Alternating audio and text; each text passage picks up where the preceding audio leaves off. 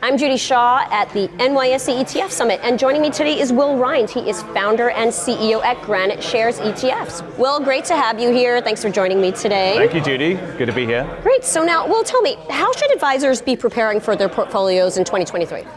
Well, it's a tough environment for sure, but one of the few things that's actually worked this year has been exposure to commodities, particularly broad basket of commodities that gives you exposure to not just energy prices, but other commodities such as agriculture and metals.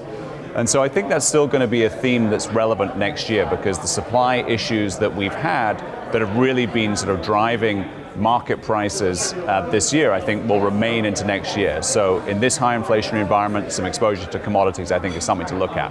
Okay, now do you have a segment of the market that you think investors are overlooking right now or as we enter 2023?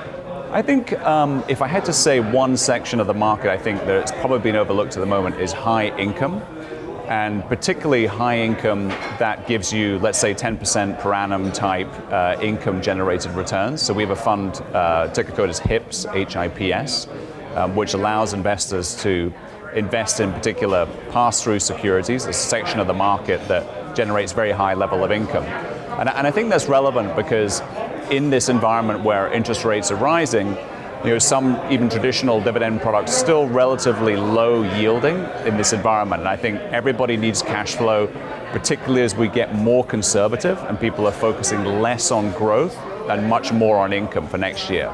Okay, well, Will, wonderful to have you here. Thanks for joining me. Thank you so much.